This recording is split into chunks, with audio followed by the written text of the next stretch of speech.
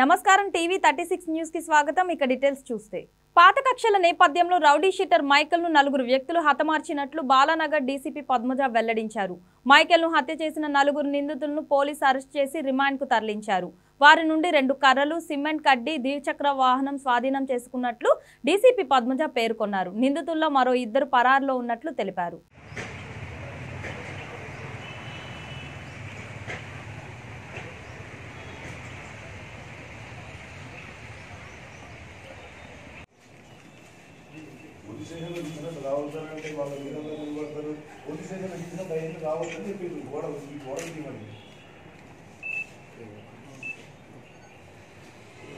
ఈరోజు around 10 o'clock మనకు ఒక కంప్లైంట్ వచ్చిందండి. Margaret, she sister of the diseased Michael D'Souza అని. సో ఆ అమ్మాయి కంప్లైంట్లో వీళ్ళ బ్రదర్ని ఎవరో వాళ్ళ ఇంటి పాత ఇల్లు కొత్త బస్తీ వెంకటపురం దగ్గర ఉన్నటువంటి ఇంట్లో తగలబెట్టారు. సో ఇతను ఒక చిల్లరగా తిరిగేవాడు, చాలా గొడవలు ఉన్నాయి, పోలీస్ స్టేషన్లో కేసెస్ కూడా ఉన్నాయి. మరి అలాంటి ఏదైనా గ్రూప్ తగలబెట్టి ఉండొచ్చు అని చెప్పేసి ఒక కంప్లైంట్ ఇవ్వడం జరిగింది. దాని మీద మనము రివల్ పోలీస్ స్టేషన్లో 132/2020 అండర్ సెక్షన్స్ 302, 201, 34 IPC కింద కేసు రిజిస్టర్ చేసి సో ఫర్దర్ ఇన్వెస్టిగేషన్ ఇన్స్పెక్టర్ గారు, ఏసీపీ గారి ఆధ్వర్యంలో and special operations team and SI Varaprasad and other team members of Alwal police station ఇది ప్రెస్టీజియస్గా తీసుకొని ఇన్వెస్టిగేషన్ చేయడం జరిగింది. So first of all he is totally chartered to death, ఎవరు diseased అనేవాడు. సో అతని ఐడెంటిఫికేషన్ కోసం సీన్ కార్డిన్ ఆఫ్ చేసుకొని అండ్ బాడీ పిఎంఈ కోసం అని గాంధీకి పంపించడము, తర్వాత కావాల్సిన డిఎన్ఏ గురించి అన్నీ కూడా టెక్నికల్గా ఏదైతే ఎవిడెన్స్ అయితే కావాలో to know the identity of the person, so అవన్నీ చేయడం జరిగింది. So on the other hand ఈ పని ఎవరు చేస్తుంటారు అని చెప్పేసి ఒక 2 టీమ్స్ ఒకటి ఫామ్ చేసి దీనికి కారకులైనటువంటి ఒక 4గురిని కస్టడీలోకి తీసుకోవడం జరిగింది. దీంట్లో A1 గంటా మనీష్ ఒకరు alias Mike, 2 Sukumar Vishal and Sukumar Vignesh and Srimathi Sukumar Geetha, 4గురిని ప్రజెంట్గా మనము అప్రహెండ్ చేశాము. Coming to the facts of the case ఏంటంటే 26th రోజు రాత్రి ఈ మైకేల్ అనేవాడు మన దగ్గర పోలీస్ స్టేషన్లో దాదాపు 6 కేసెస్లో నిందితుడుగా ఉన్నాడు. సో అతని మీద రైట్ ఫ్రమ్ 2014 నుంచి 2019 వరకు 6 కేసెస్ రిజిస్టర్ అయినాయి. అండ్ 2015లోనే ఒక రౌడీ షీట్ కూడా ఇక్కడ ఓపెన్ చేసి అతని మీద మానిటరింగ్ చేయడం జరుగుతుంది. బట్ ఈ తల్లిదండ్రులు లేకపోవడము, వీళ్ళిద్దరే బ్రదర్స్ ఉండడము, ఈ అల్లరి చిల్లరగా తిరగడము, సో ఈ హ్యాబిట్స్ తోటి అక్కడ లోకల్గా ఉన్నటువంటి యూత్ని వేసుకొని తిరగడము, సో వీటికి బాగా హ్యాబిట్షియేట్ అయిపోయిన తర్వాత అన్ని చిల్లర అంటే ఒకసారి పోలీస్ వాళ్ళతో గొడవ పడడం, ఫస్ట్ కేసు ఆ విధంగా స్టార్ట్ అయింది. దాని తర్వాత 324 ఏదైనా కర్ర తీసి కొట్టడము, ఏదైనా డబ్బులు గుంజేసుకోవడము, రాబరీ, అక్కడ నుంచి ఈవెన్ 307 ఒక డబ్బులు ఇవ్వకుంటే ఒక కత్తి ఉంటే కత్తితో పొడవడము. సో ఇలాంటి యాక్టివిటీస్లో ఇండల్జ్ అయినందుకు మన దగ్గర 6 కేసెస్ రిజిస్టర్ అయినాయి. అన్ని కేసెస్లో కూడా ఇతను అరెస్ట్ చేయడం జరిగింది, అన్ని ట్రయల్లో ఉన్నాయి. సో ఈ క్రమంలో 2019లో ఒక పాన్ షాప్ దగ్గర గొడవ పడ్డారు. ఎవరు ఈ డిసీజ్డ్ డిసౌజా వాళ్ళ brother Vincent with the pan డబ్బా ఓనర్స్ తోటి. సో అప్పుడు ఒక కేసు అండ్ కౌంటర్ రిజిస్టర్ చేయడం జరిగింది. సో ఎప్పుడైతే పోలీస్ వాళ్ళు వెళ్ళి అరెస్ట్ చేస్తారు అని చెప్పి తెలియంగానే ఇక్కడ నుంచి ఖాళీ చేసి వెళ్ళిపోయారు. ఆ బ్రదర్ ఎక్కడో చెన్నైలో ఉంటున్నారు, ఇతను సిటీలోకి ఎక్కడో వెళ్ళిపోయి ఉంటున్నారు. రీసెంట్గా ఆ పాత కక్షలని గుర్తుపెట్టుకొని 26వ తారీఖు ఫిబ్రవరి ఇక్కడికి రావడం, ఈ ఏరియాలో తిరగడం, అక్కడున్న వాళ్ళందరినీ కూడా బెదిరిస్తూ తిరుగుతూ ఉన్నాడు. ఆ క్రమంలో ఫస్ట్ మనీష్ ఇంటికి వెళ్తాడు. అక్కడికి వెళ్ళి పిలిస్తే మనీష్ లోపలే ఉంటాడు. సరే బయటికి రా అని చెప్పి పిలిస్తే అతను వాళ్ళ ఫ్రెండ్స్ అయినటువంటి A2 విఘ్నేష్ తర్వాత అతనితో డిస్కస్ చేసి రమ్మని చెప్తాడు. సో ఈ లోపల విఘ్నేష్ వెళ్ళే వరకే అతను డిసౌజా అక్కడి నుంచి వెళ్ళిపోతాడు. సో వాళ్ళిద్దరు కూర్చొని ఈ విధంగా తిరుగుతున్నారు, మరి ఏం చేయాలని మాట్లాడుకునే క్రమంలో మళ్ళీ ఈ మైకేల్ డిసౌజా ఈ విశాల్ ఇంటికి వెళ్తాడు. ఇక్కడ మనీష్ బయటికి రాకపోయేసరికి విశాల్ ఇంటికి వెళ్ళి అక్కడ వాళ్ళ ఇల్లు తలుపు కొట్టడము, గట్టిగా అరవడము, వాళ్ళని బెదిరించడం జరుగుతూ ఉంటే లోపల ఉన్నటువంటి విశాల్ వాళ్ళ బ్రదర్ విశాల్కి ఫోన్ చేసి చెప్తే అదే క్రమంలో మనీష్ విశాల్ ఎవరైతే మాట్లాడుకుంటూ ఉంటారో ఇతని గురించి, so they will plan to kill him. ఎందుకంటే మనల్ని చంపేస్తానని చెప్పి ఇంటికి వచ్చి బెదిరిస్తున్నారు కాబట్టి మనల్ని చంపేస్తాము అని చెప్పేసి వాళ్ళిద్దరు అనుకోలేదు. వాళ్ళకి ఇతర ఫ్రెండ్స్ అయినటువంటి పవన్, నవీన్ వాళ్ళకు కూడా ఫోన్ చేసి సో అందరూ కలిసి విశాల్ ఇంటికి వెళ్తారు. అక్కడ ఇతను కనపడడంతో పోతూనే ఒక కర్ర, అక్కడ ఉన్నటువంటి కర్ర తీసుకొని గట్టిగా కొట్టేయడం వల్ల ఒకే దెబ్బకి కింద పడిపోతాడు డిసీజ్డ్ డిసౌజ. సో సబ్సిక్వెంట్గా అందరూ అతన్ని కొట్టడము, అక్కడ నుంచి కొంచెం దూరం డ్రాగ్ చేసుకొని వెళ్ళి అక్కడ మళ్ళీ కొట్టడం, ఆ దగ్గరలోనే ఒక 10 మీటర్స్లో ఈ డిసౌజ పాత ఇల్లు ఉంటే అక్కడికి తీసుకెళ్ళిపోయి వాళ్ళ బండిలో ఉన్నటువంటి పెట్రోలు, తర్వాత ఈ డిజీజ్డ్ ఇంట్లో ఉన్నటువంటి కిరోసిన్ అన్నీ తీసుకొని ఆ బాడీ మీద స్ప్రింకిల్ చేసేసి బంద్ చేసేసి వెళ్ళిపోతారు అక్కడ నుంచి. సో మన టీమ్స్కి ఇప్పటి వరకు మనీష్, విశాల్ దొరికారు. And Pawan, Naveen A3, A4 అప్స్టాండింగ్లో ఉన్నారు. సో వాళ్ళని కూడా త్వరలోనే పట్టుకుంటాము. తర్వాత A5, A6 వచ్చేసి వీళ్ళు A2 ఒక బ్రదర్ అండ్ మదర్. ఆ ప్లేస్ ఆఫ్ ఇన్సిడెంట్ ఎక్కడైతే ఇతన్ని కొట్టి డ్రాగ్ చేసి తీసుకెళ్తారు. సో మళ్ళీ ఫర్దర్గా ఆ సీన్ అంతా కూడా వీళ్ళు ఏం చేస్తారంటే బాగా కడిగేసేసి కారం పొడి చెల్లేస్తారనమాట. సో వీళ్ళు ఆ స్క్రీనింగ్ ఆఫ్ ది ఎవిడెన్స్ చేశారు కాబట్టి వీళ్ళని 201 IPC కింద కస్టడీలోకి తీసుకున్నాము. సో ఇప్పుడు వీళ్ళకి మెడికల్ అంతా అయిన తర్వాత వీళ్ళు సెండ్ జ్యుడిషియల్. చంపిన వాళ్ళు ఎవరన్నా ఇంతకుముందు కేసులు నిందితులు ఎవరైతే ఉందండి. A2, A1 అంటే లాస్ట్లో మనీష్ మీద కేసు ఎన్కౌంటర్ ఉన్నది కదా, ఆ టైంలో వీళ్ళిద్దరి మీద ఆ కక్షతోటే మొదలవుతుంది అనమాట. 2019లో జరిగినటువంటి ఒక గొడవ కేసు ఎన్కౌంటర్ అవుతుంది. దాంట్లో డిజీజ్డ్ A1 ఇద్దరు అపోనెంట్స్ కంప్లైనెంట్స్. సో ఆ కక్షతోటే తీసుకుంటారంట కదా మేడం రెగ్యులర్గా.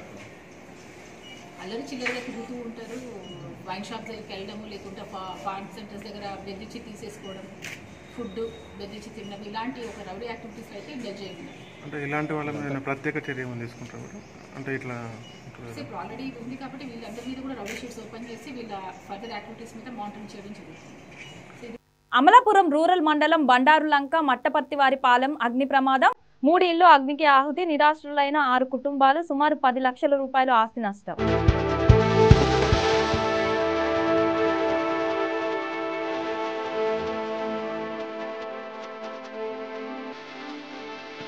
రోటరీ క్లబ్ ఆఫ్ గుంటూరు మరియు ప్రకాశం జిల్లా వారి ఆధ్వర్యంలో రవి వడ్లమాని గారు రోటరీ ఇంటర్నేషనల్ డైరెక్టర్ గా ఒక తెలుగువాడు ఎన్నికైన సందర్భంగా ఘనంగా సన్మానించడం జరిగింది. ఈరోజు రోటరీ డిస్ట్రిక్ట్ 3150కు ఒక శుభదినం. ఎందుకంటే ఒక తెలుగువాడు రోటరీ అంతర్జాతీయ సంస్థలో ఒక డైరెక్టర్షిప్కి ఎలక్ట్ కావడం అనేది 2021 నుంచి 23వ సంవత్సరం 2 సంవత్సరాల పాటు డైరెక్టర్గా రవి వడ్లమాని గారు మన 3150 నుంచి ఎన్నికయ్యారు. వారి యొక్క సేవలు మీ అందరికీ తెలుసు. బెంచీల రవి గారని, అలాగే బోర్ల రవి గారని, ఇలా అనేక రకాలుగా ఎన్నో ఒకేసారి 2000, 3000, 10,000 బెంచీలు ఒకేసారి పెట్టి ఒక పబ్లిక్ ఇమాజిన్ తీసుకొచ్చినటువంటి మా యొక్క rotary past district governor Ravi గారికి అంతర్జాతీయ సేవా సంస్థలో ఒక డైరెక్టర్ అయ్యేటువంటి అవకాశం ఉంది. ఆ అవకాశం కాస్త ఈరోజు నిజంగానే యథార్థ రూపం దాల్చింది. అందుచేత ఈ యొక్క అవకాశాన్ని మేమందరం కూడా మా డిస్టిక్లో ఉన్నటువంటి పర్టికులర్గా ప్రకాశం, గుంటూరు జిల్లాలో ఉన్నటువంటి 30 క్లబ్ల వారందరూ కూడా ఇక్కడికి వచ్చి ఈరోజు యొక్క సన్మాన కార్యక్రమంలో పాల్గొని వారికి తమ యొక్క ఆశీస్సుల్ని అందజేశారు. అలాగే ఆ తర్వాత 15వ తారీఖు మళ్ళీ తెలంగాణలో ఉండే హనుమకొండలో, ఆ తర్వాత హైదరాబాద్లో, ఈ విధంగా మన డిస్టిక్లోనే 3, ఇక మిగతా దేశమంతా కూడా ప్రతి డిస్టిక్ కూడా ఆయన పిలుచుకొని సన్మాన కార్యక్రమాలు చేసేటటువంటి అరుదైనటువంటి అవకాశం మన రవి గారికి వచ్చిందని చెప్పని ఒక రోటరీ డిస్ట్రిక్ట్ 3150 2019-20 సంవత్సరం నేను గవర్నర్గా వ్యవహరిస్తాను. ఈ సందర్భంలో ఒక తెలుగువాడు రోటరీ ఇంటర్నేషనల్గా డైరెక్టర్గా కావడం అనేది ఒక అద్భుతమైన విషయం. నాకు మాత్రం చాలా గొప్పగా ఫీల్ అవుతున్నాను. అందుచేత మీ అందరికీ విన్నపించేది ఏంటంటే ఒక తెలుగువాడు రోటరీ అంతర్జాతీయ సేవా సంస్థకి ఒక డైరెక్టర్ కావడం అంటే గర్వించాల్సిన విషయం. మనం అందరం కూడా సంతోషించాల్సిన విషయం తెలియజేసుకుంటూ గుంటూరులో శ్రీ KSR పబ్లిక్ స్కూల్ 15వ వార్షికోత్సవ కార్యక్రమం శ్రీ వెంకటేశ్వర విజ్ఞాన మందిర్లో ఘనంగా నిర్వహించారు. ఈ కార్యక్రమంలో గుంటూరు తూర్పు నియోజకవర్గ శాసనసభ్యులు మద్దాలి గిరి మరియు పలువురు రాజకీయవేత్తలు ఈ కార్యక్రమంలో పాల్గొన్నారు.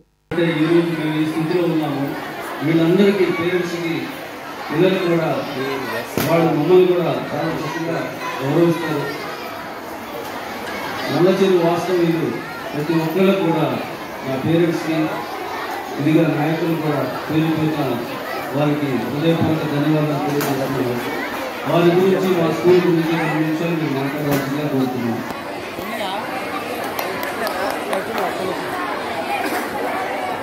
అందరికీ నమస్కారం. చాలా ఆనందంగా ఉంది. మరి వాళ్ళకి కేఎస్ఆర్ పబ్లిక్ స్కూల్ మరి యాన్యువల్ డే ఫంక్షన్ ఇంత గ్రాండ్గా మరి ఇంతమంది మధ్యలో జరుపుకోవడం నిజంగా చాలా సంతోషంగా ఉంది. మరి పెద్దలు రామరాజు గారు, అలాగే వారి వైఫ్ పార్వతి గారు, ఎందుకంటే 15 సంవత్సరాలుగా మరి స్కూల్ని నడపడం అనేది చాలా కష్టమైన దూరమైన పని. మనకందరికీ తెలుసు. ముఖ్యంగా పెద్దల ఇళ్లలో మరి తల్లులు చాలామంది ఉన్నారు. మరి ఒక పిల్లవాడిని ఇద్దరు పిల్లవాడిని చూసుకోవడం అంటే ఎంత కష్టమో అది మాకన్నా మీకు బాగా తెలుసు. మరి అలాంటిది మరి సుమారుగా 700 నుండి 800 మంది పిల్లల్ని మరి స్కూల్లో చూసుకోవడం అనేది ఒక సామాన్య విషయం కాదు. ఎంతో అంకిత భావం ఉంటే తప్పితే మరి అలాంటి సాధ్యపడదు. దంత వైద్యుల దినోత్సవం సందర్భంగా దంతాల గురించి తీసుకోవాల్సిన జాగ్రత్తలు మరియు వాటి యొక్క ప్రాముఖ్యత గురించి శ్రీపాద డాక్టర్స్ కు సంబంధించిన వైద్య నిపుణులు ఇచ్చిన సూచనలు, సలహాలు టీవీ 36 వీక్షకుల కోసం. గుంటూరు కొత్తపేట పార్థ డెంటల్లో వర్క్ చేస్తున్నాను. Oral medicine and radiology specialist. And ఇక్కడ పార్థ డెంటల్లో మీకున్న అడ్వాంటేజ్ ఏంటంటే ప్రతి స్పెషలైజేషన్ డాక్టర్స్ అవైలబుల్లో ఉంటారు. సో మీరు ఎటువంటి చిన్న ప్రాబ్లం వచ్చినా కానీ మీకు అపాయింట్మెంట్స్ అనేవి లేకుండా అప్పటికప్పుడే ట్రీట్మెంట్ అయిపోతుంది. అండ్ లేటెస్ట్ టెక్నాలజీస్ అన్నీ ఇంప్లిమెంట్ అవుతున్నాయి. ఒక సింగిల్ రూఫ్లోనే మీకు అన్ని ట్రీట్మెంట్స్ అవైలబుల్ ఉంటాయి. అండ్ మోరోవర్ ఏంటంటే ఇప్పుడు ఏ ఏజ్లో వాళ్ళకైనా ఎటువంటి హెల్త్ ఇష్యూస్ ఉన్నా, లైక్ డయాబెటీస్, హైపర్టెన్సివ్, ఎటువంటి హెల్త్ ఇష్యూస్ ఉన్నా వాళ్ళకి పళ్ళు పెట్టడం అనేది జరుగుతుంది. సో ఎటువంటి ప్రాబ్లం అనేది ఉండదు. ఎట్ ఎనీ ఏజ్ ఏ హెల్త్ ఇష్యూస్ ఉన్నా you can go for dental treatments. But నేను చెప్పేది ఏంటంటే అంత సివియారిటీకి రాకుండా మీరు ఓన్లీ ఎర్లీ స్టేజ్లోనే మీరు ప్రాబ్లం అనేది ఐడెంటిఫై చేసుకొని డాక్టర్ దగ్గరకు వస్తే మీకు అంత సివియర్ స్టేజ్ రాకుండా అప్పటికప్పుడు మీ న్యాచురల్ టీత్తోనే ఉండొచ్చు. So prevention is better than care లాగా, prevention is better than cure లాగా you can come early to the dentist. So that మీ ట్రీట్మెంట్స్ అనేవి కొంచెం లెస్ టైంలో జరుగుతుంది అండ్ మీ న్యాచురల్ టీత్తోనే మీరు ఉండొచ్చు. సో అండ్ పార్థ డెంటల్ అనేది కాస్మెటాలజీ కూడా లాంచ్ చేసింది ఇప్పుడు. సో మీరు గుంటూరులో లక్ష్మీపురం, కొత్తపేట బ్రాంచెస్ 2 ఉన్నాయి. మీరు ఏ క్లినిక్ వెళ్ళినా కానీ you can go for cosmetology treatments like skin and hair treatments జరుగుతుంది along with dental treatment. So ఎర్లీగా చిన్నపిల్లలకు కూడా మీరేమన్నా బ్లాక్ స్పాట్ కానీ వైట్ స్పాట్ కానీ నోటీస్ చేస్తే మాత్రం ఇమీడియట్గా డెంటిస్ట్ దగ్గర తీసుకెళ్తే వాళ్ళకి పెయిన్లెస్ ట్రీట్మెంట్ అనేది జరుగుతుంది. సో పిల్లలకు కూడా పెయిన్ ఉంటుందని భయం లేకుండా యూ కెన్ వాళ్ళకి డెంటిస్ట్రీ అలవాటు చేస్తూ ఉంటే వాళ్ళు ఓరల్ హైజీన్ కూడా మెయింటైన్ చేసుకోవడానికి వీలుగా ఉంటుంది. Okay, thank you. డోన్ మండలం మల్లెంపల్లి గ్రామంలో వీఆర్ఓను గ్రామ ప్రజలు అడ్డుకున్నారు. మల్లెంపల్లి గ్రామంలో 2009వ సంవత్సరంలో కాంగ్రెస్ ప్రభుత్వంలో వైఎస్ రాజశేఖర రెడ్డి హయాంలో RCA 460/2007 సర్వే నంబర్ 386/1Bలో 82 మంది లబ్ధిదారులు ఇళ్ల స్థలాలు పట్టాలు మంజూరు చేయడం జరిగింది. స్థల విక్రయ యాజమానికి అదనపుగా ఒక్కొక్క యాజమానికి 3,000 రూపాయలు ఇచ్చారని లబ్ధిదారులు తెలిపారు. వీరికి ఇచ్చిన ఇల్లు పట్టాల స్థలాలను రద్దు చేసి వైసీపీ ప్రభుత్వంలో ప్రజలకు ఇవ్వాలన్న ఆలోచనకు మా పట్టాలు మాకే చెందాలని పట్టాదారులు వాగ్దానంకు దిగినారు. గ్రామం మల్లెంపల్లి గ్రామం డోన్ మండలం కాంగ్రెస్ ప్రభుత్వంలో పట్టాలు పంపడం జరిగింది. ఇప్పుడు ఈ ప్రభుత్వంలో అదే పట్టాల స్థలాలని లాక్కోవడం జరుగుతుంది. మా పట్టాలను మాకే ఉంచి మిగతా వాళ్ళకి వేరొక స్థలాల్లో చూపించాలని చెప్తున్నాం. అట్లా వచ్చేసి మాకు ఎటువంటి ఇన్ఫర్మేషన్ ఇవ్వకుండా వచ్చి స్థలంలో కొక్లైన్ తోలుకొచ్చి తవ్వించడం జరుగుతుంది. ఎవరంటే వచ్చినది VRO సార్ మహానంది సార్ గారు కొక్లైన్ని తోలుకొచ్చి తవ్వించడం జరిగింది. మళ్ళీ మరుసటి రోజు కానీ వస్తామని చెప్పి ఆ రోజు రాలేదు. అట్లా వచ్చేసి ఈ యొక్క పట్టాలని మాకే ఉంచి ఈ ప్రభుత్వంలో కొత్తగా వచ్చిన వాళ్ళకి వేరొక స్థలాల్లో చూపించాల్సిందిగా చెప్తున్నాం. బిల్డింగ్లో అప్పుడు తండ్రి గారు స్థలాలు ఇచ్చారు కదా వైఎస్ రాజశేఖర రెడ్డి గారు.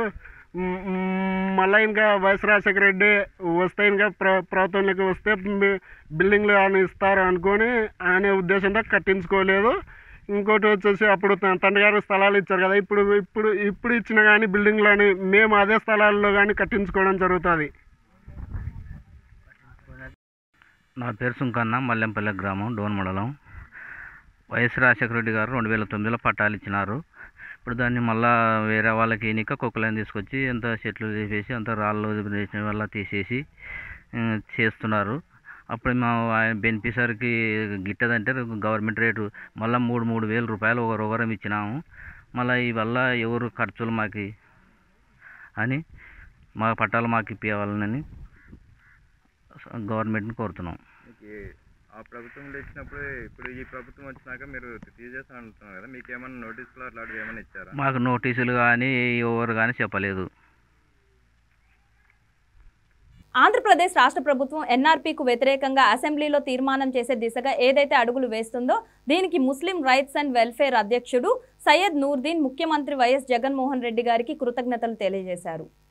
టీడీపీలోని కొంతమంది కోవర్టులారా, ఖబర్దార్, ఆంధ్రప్రదేశ్ రాష్ట్రంలో ఎప్పుడూ లేని విధంగా ఎన్పిఆర్ను, సిఏఏ, ఎన్ఆర్సీని వ్యతిరేకిస్తూ మా ముస్లిం మహిళలు సైతం పసి పిల్లలను తీసుకొని రోడ్డు మీదకు వచ్చి గత 2 నెలలు పైగా నిరసన కార్యక్రమాలు, దీక్షలు, షాహీన్ బాగ్లు ఏర్పాటు చేసుకొని ఉద్యమం చేస్తున్న తరుణంలో స్పందించిన ఆంధ్రప్రదేశ్ రాష్ట్ర ముఖ్యమంత్రి, మన ప్రియతమ ముఖ్యమంత్రి జగన్మోహన్ రెడ్డి గారు ఎన్పిఆర్పై స్పందించి ముస్లిం మత పెద్దలను, మత గురువులను, ముస్లిం మైనారిటీ నాయకులను పిలిపించి కొద్ది రోజుల క్రితం ఈ ఎన్పిఆర్పై వ్యతిరేకంగా తీర్మానం చేస్తాం, మరియు కొన్ని ప్రతిపాదనలను మేము కేంద్ర ప్రభుత్వానికి